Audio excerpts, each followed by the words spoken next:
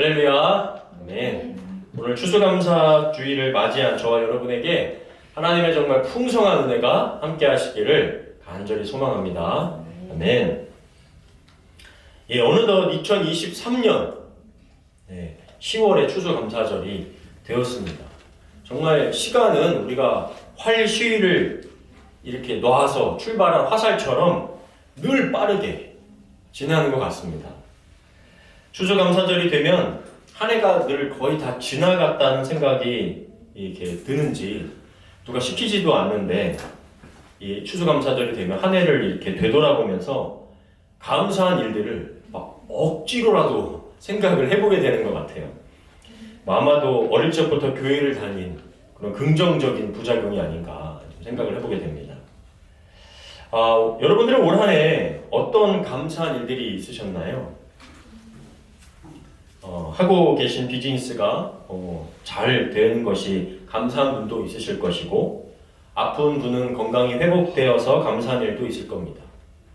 자녀들이 무탈하게 잘 자라는 것도 감사하고, 때론 이민자로서 큰 문제 없이 정말 별일 없는 것이 최고다. 그것 또한 또 감사한 이유가 되기도 합니다. 이렇게 우리는 감사한 이유를 생각할 때면 내 자신에게 만족스럽게 될 때 감사를 떠올리는 것이 자연스럽죠. 나에게 뭔가 해가 없고 편안하게 되고 좀 뭔가 유익이 되는 것들이 있을 때. 그러나 반대로 내 삶이 예상치 못한 일로 인해 불편해지고 삶에 갑작스러운 변화가 오고 부자연스러운 상황이 오면 감사가 잘 나오지 않고 감사를 좀 잃어버리게 됩니다. 그런 상황이 신앙인이라고 억지로 감사한다는 것이 인간으로서 어색하고 낯설게 느껴지기까지 하죠. 그런데 가만히 올 한 해 그리고 지난 시간을 회고해 보시면 그런 불편하고 부자연스럽고 때론 슬프고 억울한 상황, 갑작스러운 변화가 없었다면 좋았겠지만 그런 시간들을 다 지나고 통과하신 후에 스스로 자신을 되돌아보면 조금 더 신앙적으로 때론 정신적으로 더 성숙해지고 성장된 자신을 발견하지 않으시나요? 우리는 인생이 늘 이렇게 순탄한 항해가 되기를 원하고 바라지만 우리의 삶은 광야를 걷는 것과 같고 늘 거친 바다를 항해하는 것 같아서 아무리 잘 준비된 여정을 가려고 해도 늘 알 수 없는 위험과 파도에 부딪히곤 합니다. 그러나 그런 힘겨운 일을 겪고 나면 나도 모르게 내 생각이나 태도가 성숙해지고 성장한다는 것을 우리는 조금씩 발견하게 되는 것이죠. 그래서 누군가 인생은 만나는 문제보다 그 문제를 어떻게 해석하느냐가 더 중요하다라고 말했습니다. 한마디로 인생은 해석이다 라는 거죠. 저는 오늘 요단강을 건넌 이스라엘 백성들에게 이제 더 이상 제공되지 않는 만나의 사건을 통해 우리가 좀 진짜 감사할 수 있는 이유가 뭘까를 한번 좀 찾아보고자 합니다. 여러분, 이스라엘 백성들이 애굽을 탈출해서 광야에서 지낸 시간이 몇 년인지 혹시 기억이 나십니까? 몇 년 동안 광야에서 살았다고 하죠? 40년? 맞습니다. 진짜 감사합니다. 맞습니다. 40년입니다. 정확하게 따지면 38년이라고 하기도 하고 우리는 보통 그냥 일반적으로 40년이라고 하죠. 그 2년의 시간 차이는 시내산에서 그냥 멈춰 있었던 체류했던 시간 1년과 1세대가 죽고 다시 가데스 바네아라는 지역에 와서 요단을 건너기 전에 요단강 동쪽 편에 있던 그 땅을 정복하면서 보낸 시간 1년을 이제 빼면 38년이고 그 시간까지 합치면 그냥 40년이라고 우리가 표현하는 겁니다. 이렇게 40년을 저런 정말 사막 지형에서 이동하면서 지내야 하는 이스라엘 백성에게 이 양식을 구하는 것은 아주 중요한 문제일 수밖에 없죠. 광야에서 생활했던 이스라엘 백성들의 인구가 약 200만, 많게는 300만까지 보고 있습니다. 그런데 이 사람들의 양식을 저런 광야에서 구한다는 거는 뭐 보통 어려운 일이 아닌 거죠. 말이 안 되는 일입니다. 그래서 하나님은 매일의 양식인 만나를 공급해 주신 겁니다. 그 만나는 이스라엘 자손이 애굽에서 나온 뒤 딱 한 달 보름 뒤에서부터 공급해 주시기 시작하신 거예요. 그러니까 애굽에서 가지고 급하게 쌓은 양식들이 거의 떨어질 때쯤 돼서부터 하나님은 만나를 공급해 주시기 시작하신 겁니다. 출애굽기 16장 3절 4절인데요. 이스라엘 자손이 그들에게 이르되 우리가 애굽 땅에서 고기가마 곁에 앉아있던 때와 떡을 배불리 먹던 때에 여호와의 손에서 죽었다라면 좋았을 것을 너희가 이 광야로 우리를 인도해내어 이 온 회중이 줄여 죽게 하는도다. 그때 여호와께서 모세에게 이르시되 보라 내가 너희를 위하여 하늘에서 양식을 비같이 내리리니 백성이 나가서 일용할 것을 날마다 거둘 것이라. 이같이 하여 그들이 내 율법을 준행하나 아니하나 내가 시험하리라. 늘 이 출애굽한 이스라엘 백성들 보면서 우리들의 모습을 보는 것 같죠.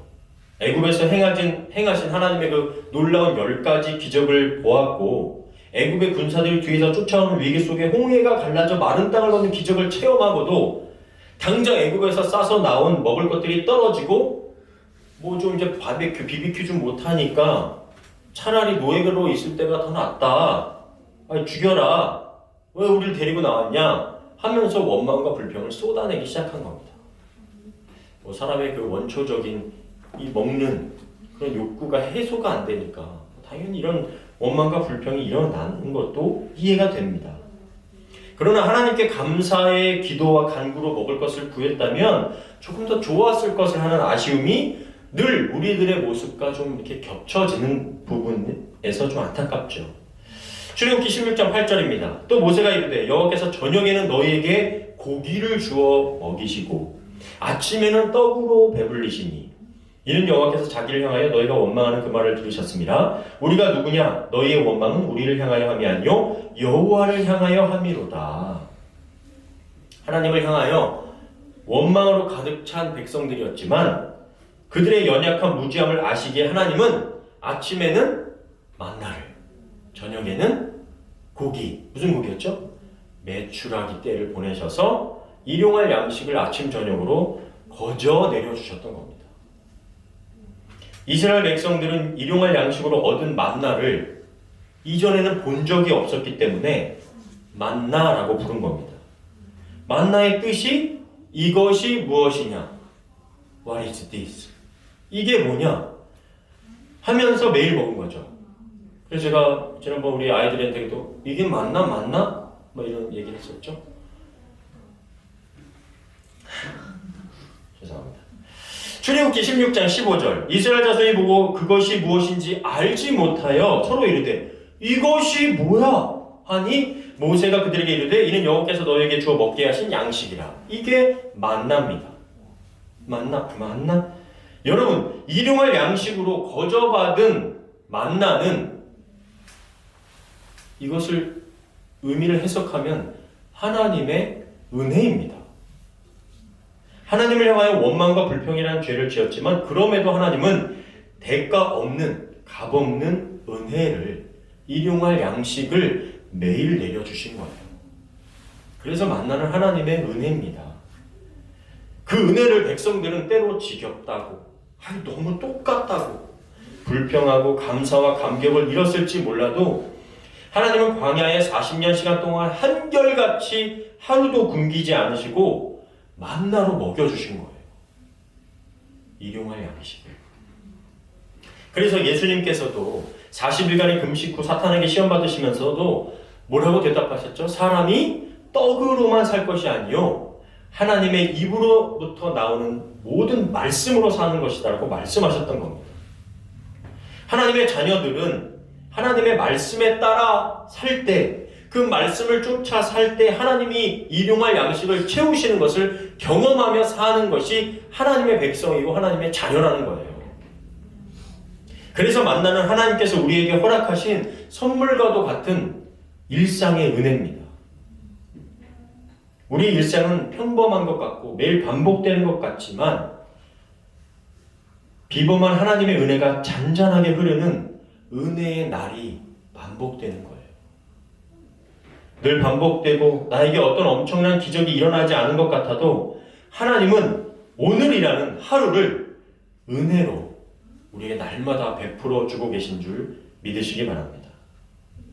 대단해 보이지 않는 것 같은 밥 한 공기를 가족들이 나누며 그 안에 외로움을 씻어내고 가족이라는 공동체의 따뜻함과 위로를 얻는 것처럼 우리에게 주어진 하루는 하나님께서 주신 은혜인 것을 발견하실 수 있는 저와 여러분 되길 바랍니다.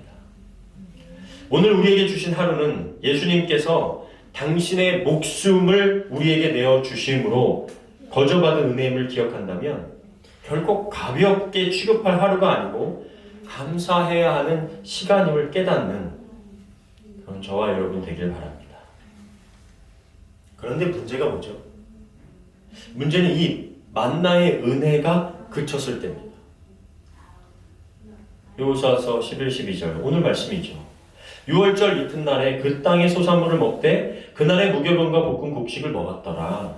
또 그 땅의 소산물을 먹은 다음 날에 매일 주셨는데 그 땅의 소산물을 먹은 다음 날부터 만나가 그쳤어요. 이스라엘 사람들이 다시는 만나를 얻지 못하였고 그 해에 가나안 땅의 소출을 먹었더라. 40년간 이스라엘 백성들은 다른 음식이 아니라 만나를 매일 먹었어요. 뭐 농담으로 생각해 볼 수 있겠지만 아마 이스라엘 백성들의 방구 냄새는 다 똑같았을 거예요. 매일같이 만나를 먹었고 똑같이 저녁에 메추라기를 먹었으니까. 너무 같은 것만 먹어서 질렸을 뿐이지 그래도 끼니 걱정은 할 필요가 없었어요. 매일 아침 가서 그 하루 분량의 만나를 주었기 때문에. 그 만나는 오래 둘 수도 없습니다. 하루가 지나면 썩어서 냄새가 났다고 했어요. 그래서 늘 하루 분량만 먹었습니다. 그리고 안식일에는 만나가 내리지 않았어요. 토요일 날은 이틀 분량의 만나를 하나님 주셨어요. 그러니까 매일의 양식을 그렇게 하나님께서 주셨습니다. 그런데 하나님께서 좀 너무하신 것 같죠? 여호수아 4장에서 요단강을 건너자마자, 즉 이제 요단강은 가나안 땅으로 넘어가는 경계가 되는 강이에요. 마치 홍해처럼. 그 요단강을 건너자마자 약속하셨던 가나안 땅에 들어가자마자 아니 그렇게 매정하게 만나를 딱 끊어버리신 거예요. 아니 그렇게 매정하게 딱 끊으실까라는 생각이 들어요. 만나가 끝이 났을 때 백성들의 반응이 나오지 않지만 적잖이 당황했을 것 같아요. 왜냐하면 지금 여호수아와 함께하는 백성들은 출애굽의 1세대들이 아니라 그러니까 애굽에서 같이 함께 나와서 광야를 다 거친 다음에 지금 정복하기 바로 앞선 1세대 백성들이 아니라 1세대는 광야에서 다 죽었어요. 누구만 남았죠? 1세대 중에 남은 사람은 누구예요? 여호수아와 모세. 아니 모세는 1세대고요. 여호수아와 갈렙. 1세대 중엔 여호수아와 갈렙만 남고요. 모세와 아론과 처음에 출애굽했던 이스라엘의 1세대들은 광야에서 다 죽었어요. 모세까지 다 죽었어요. 여호수아와 갈렙은 왜 살았죠? 예, 12명의 정탐꾼들 가운데 10명의 정탐꾼은 우리는 안 돼. 저 가나안 땅 못 가. 하나님이 주시겠다고 하셨는데 못 가. 제가 막 거인이고 우린 메뚜기야. 뭐 이런 불평을 하고 원망을 하고 우리 못 간다고 부정적인 보고를 했죠. 여호수아와 갈렙은 아니다. 맞다. 우리는 정말 작고 보잘것없는 것 같지만 하나님이 약속하신 땅이기 때문에 우리 하나님의 약속을 믿고 들어가면 된다. 라는 그 보고를 해서 여호수아와 갈렙은 끝까지 살아남아요. 그런데 이 세대들은요. 애굽의 농경 문화를 경험해보지 않았던 세대예요. 대부분의 삶을 광야에서 살았던 사람들입니다. 그리고 200만이나 되는 인원이 갑자기 그 땅의 소산물을 먹어야 한다는 것은 쉬운 일은 아니었을 거예요. 무엇보다 지금 하나님이 함께 하신다는 증표와 같은 만나, 하나님의 은혜인 만나가 딱 끝남으로 인해서 무슨 생각이 들까요? 가나안 땅에 들어가야 하는데 정복해야 되는데 가나안 땅을 만나가 딱 끝나버렸어요. 그럼 무슨 생각이 들까요? 하나님이 떠나신 건 아닌가? 하나님이 더 이상 우리와 함께 하시지 않는 건가? 라는 그런 불안감이 밀려오지 않았을까요? 저도 한두 번 말씀드린 적이 있는 것 같은데, 제가 그 일산과 파주 그 경계에 개척을 나갔을 때, 그전에는 막 1000명이 넘는 교회에서 막 북적거리면서 으쌰으쌰 막 신앙생활하면서 막 막개지 부서도 성장하고 막 그랬던 사람이 정말 사람이 없는 한적한 교회가 있어서 파송을 이제 그곳에 가서 그런 분위기라는 것 알면서도 시작한 교회에 막 1년, 2년이 지나도 큰 변화도 없고 사람도 없으니까 무슨 생각이 드냐면, 아, 하나님께서 날 버리셨구나. 나는 하나님이 사용하시는 목회자가 아니구나. 그런 생각이 들면서 큰 절망감이 왔었습니다. 아마 이스라엘 백성도 다른 먹을 것을 구하는 문제보다 하나님이 우리를 버리셨나?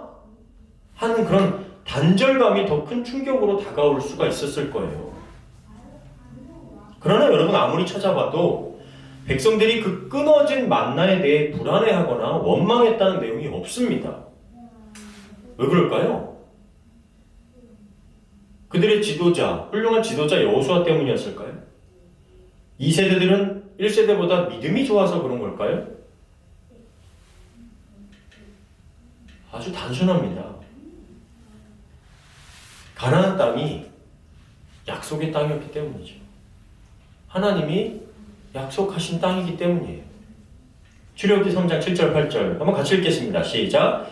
여호와께서 이르시되 내가 애굽에 있는 내 백성의 고통을 분명히 보고 그들이 그들의 감독자로 말미암아 부르짖음을 듣고 그 근심을 알고 내가 내려가서 그들을 애굽인의 손에서 건져내고 그들을 그 땅에서 인도하여 아름답고 광대한 땅, 젖과 꿀이 흐르는 땅, 곧 가나안 족속, 헷 족속, 아모리 족속, 브리스 족속, 히위 족속, 여부스 족속의 지방에 데려가려 하노라. 모세를 부르실 때 이스라엘 백성들을 애굽에서 건져내시는 이유와 목적이 뭐였냐? 가나안 땅으로 데려가시겠다는 이유였어요. 그 약속은 이미 아브라함 때부터 약속하신 약속이었단 말입니다. 여러분, 우리가 상황과 환경에 따라 어떤 조건이 변하는 것에 따라 내 감정이 요동칠 수는 있습니다. 수시로 우리의 감정이 막 기복이 있잖아요. 그러나 믿음이 흔들리는 건 하나님의 약속을 잊어버렸기 때문입니다.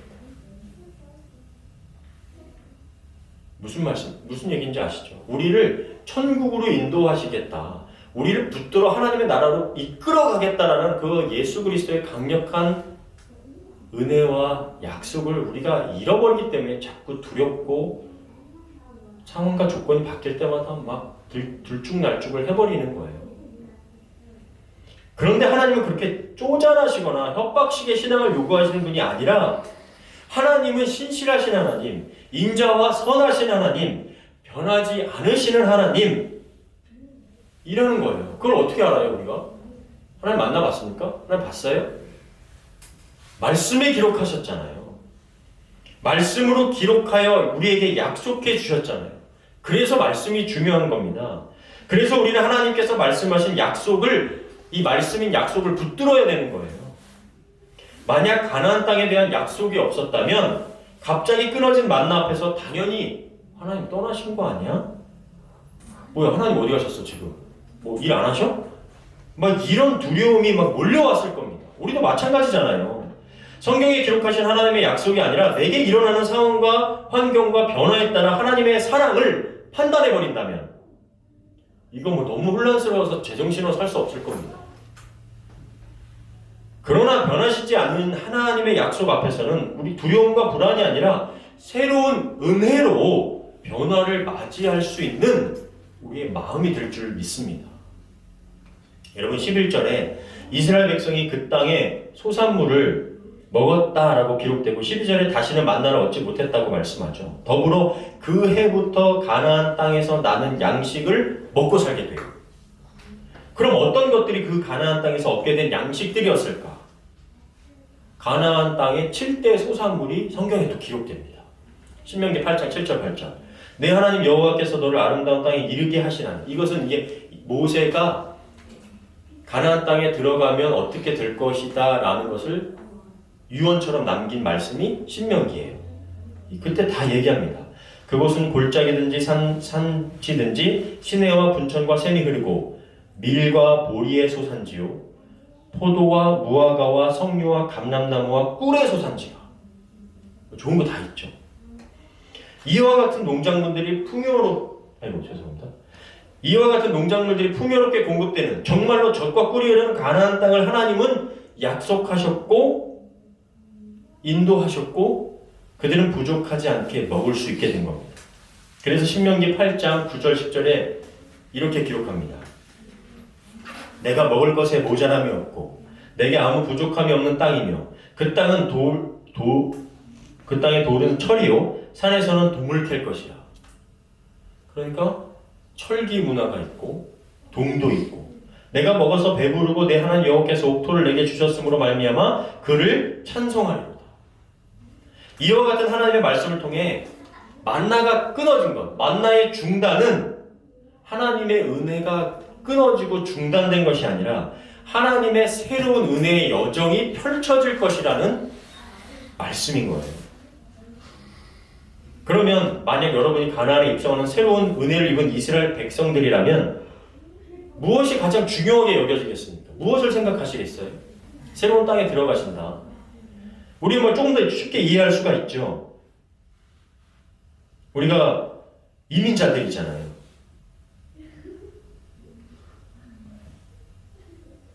그죠?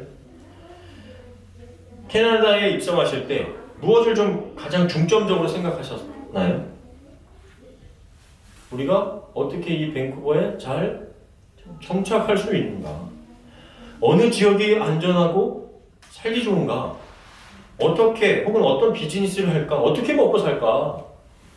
이스라엘 백성들이라면 우리 이제 그 땅에서 어떻게 농사를 지어야 하지? 뭐 이런 생각들을 했을 겁니다. 가나안에 들어가는 이스라엘 백성들도 아마 이런 생각으로 꽉 차게 되어 있을 거예요. 우리도 크게 다르지 않죠. 이런 생각은 인간이라면 당연하게 할 수밖에 없죠. 이곳에 온 지 얼마 안 돼 우리 설전 자매도 그런 생각들을 할 거예요. 어떻게 계속 일을 해 나갈까? 어떻게 난 앞으로 이렇게 정착을 해 나갈까?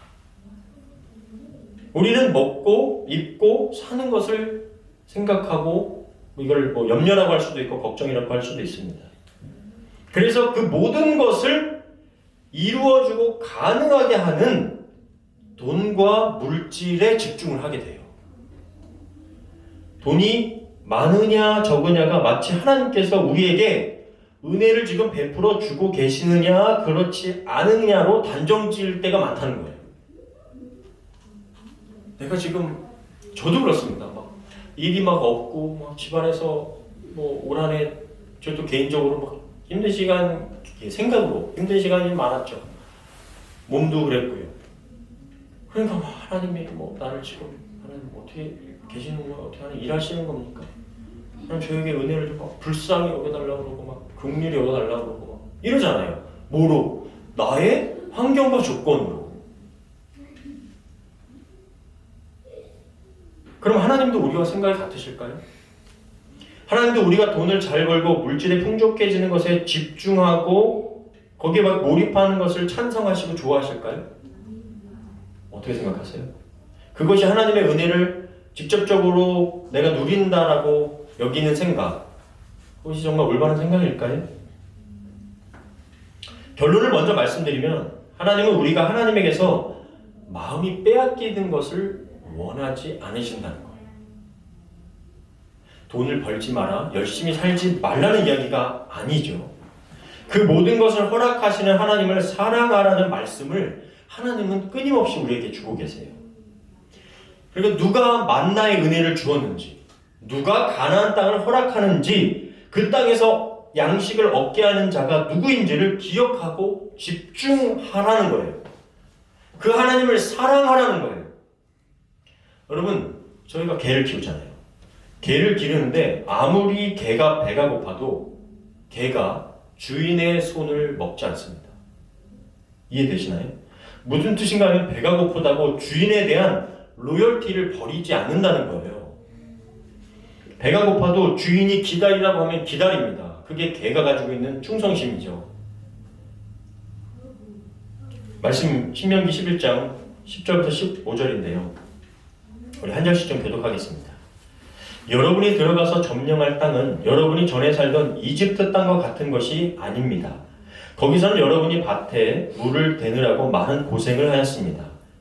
그러나 여러분이 들어가 차지할 땅은 빗물을 흡수할 수 있는 산과 계곡이 많은 땅이며 여러분의 하나님 여호와께서 1년 내내 보살피고 지켜주시는 땅입니다. 오늘 내가 여러분에게 명령하는 모든 것을 충실히 지키고 여러분의 하나님 여호와를 사랑하며 마음을 다하고 정성을 다하여 그분을 섬기면 여호와께서 여러분의 땅에 철을 따라 적당한 비를 내려 곡식과 포도주와 감람 기름이 풍족하게 하시고 여러분의 가축을 위해 꿀을 자라게 하실 것입니다. 그리고 여러분에게는 먹을 것이 풍부할 것입니다. 이미 하나님은 가나안 땅에 들어가기도 전에 그 땅이 어떤 땅인지, 어떻게 하면 그 땅에서 풍족하게 먹고 입고 살 건지를 다 말씀해 주신 거예요. 얼마나 친절하십니까? 이집트는 나일강에서 물을 끌어다가 밭에 물을 대는 형식이었어요. 그 땅이 그래요. 그런데 가나안 지역은 이른 비와 늦은 비를 통해서 농사를 하는 곳입니다. 비에 의지해야 하는 땅이었어요. 그러니까 13절의 말씀처럼 하나님을 사랑하며 우리의 마음으로 하나님을 섬기면 하나님께서 기억하시고 이른 비와 늦은 비를 내려 풍족함을 누리게 될 것이라고 말씀해 주신 거예요. 누구한테 집중하라는 거예요? 너희 그거 아무리 너희들이 가서 애쓰고 어떻게 해도 비 안 내리면 끝이야. 하나님께 집중하라는 거예요. 신명기 8장 17, 14절. 여러분은 오늘 내가 가르치는 여호와의 모든 법과 규정을 어기고 여러분의 하나님 여호와를 잊어버리지 않도록 조심하십시오. 여러분이 먹을 것이 풍부하고 아름다운 집을 짓고 살며 그 땅에 들어갔을 때 양떼와 소떼와 은과 금과 여러분의 재산이 많아질 때 그 땅에 들어갔을 때 여러분은 교만하여 이집트에서 종살이하던 여러분을 인도해 내신 여러분의 하나님 여호와를 잊지 않도록 명심해야 합니다. 하나님의 관심은요, 우리 마음에 있어요. 지금 너의 마음이 지금 어디에 있는지에 관심이 있으세요. 우리에게 집중하신다고요, 하나님. 우리가 다른 것에 마음에 빼앗기지 않기를 원하세요. 하나님께서 선물로 주신 것, 허울뿐인 것, 껍데기 것인 것에 마음을 빼앗겨 생명과 진리와 구원을 잃어버릴까 우리를 향해 늘 걱정하신다고요. 너희가 먹을 것 때문에 걱정하지 않기를 원하세요. 아름다운 집, 양떼, 소떼, 은과 금 그런 것에 마음 빼앗기지 않기를 원하신다고요. 그런데 말씀을 보면 우리가 하나님을 떠나고 교만해질 때가 언제죠? 지금 방금 이 신명기 말씀을 보면 어려울 때인가요? 막 광야에서 먹을 거 걱정하면서 살 때, 낮에는 너무 뜨거운 해가 가득하고 밤에는 너무 추운 그 온도 차이가 심한 그 광야에서 살 때, 그때 사람들이 교만해질까요? 아니죠. 먹을 것이 풍부하고 아름다운 집을 짓고 재산이 많아지고 먹고 살만할 때, 그때 여러분의 하나님 여호와를 잊을 가능성이 더 높아지는 거죠. 제가 농담삼아 말씀드린 적이 있죠. 신학대학원 학생 중에는 강남에 사는 사람이 없더라. 여러분, 추수감사절을 맞이해서 무엇이 정말 감사하신가요? 여러 가지 환경과 조건이 충족되거나 혹은 채워지지 않더라도 유일하신 하나님이 우리의 하나님이 되어주셔서 우리에게 허락해 주신 그 일상을 살아갈 수 있게 하신 것, 그것을 좀 감사할 수 있는 이번 추수감사절이 되기를 바랍니다. 더불어 일상의 은혜가 끊어진 것 같을 때, 갑자기 막 당황스럽고 황당한 일이 생길 때, 그때에도 우리를 붙잡고 이끄셔서 새로운 은혜를 준비하시는 하나님의 약속을 감사할 수 있기를 바랍니다. 그래서 우리는 어떤 삶에 있든지 항상 기뻐하고 쉬지 않고 기도하고 범사에 감사할 수 있게 되는 것이죠. 혹시 여러분 지금 과거의 은혜가 끊어지신 것 같으신 분이 있으신가요? 만나가 딱 끊어진 것 같은 그런 분이 있으세요? 그렇다면 하나님께서는 저와 여러분에게 지금 새로운 은혜를 준비하고 계신 줄 믿으시기 바랍니다. 그 은혜는 다른 어떤 것이 아니라 하나님 안에서 발견되어질 겁니다. 우리는 계속 내 눈에 보여지는 것으로 만족과 감사와 은혜를 찾으려고 하지만 하나님 안에서 참된 만족을, 은혜를, 감사를 발견하는 저와 여러분 다 되시기를 주님의 이름으로 간절히 축원합니다. 아멘.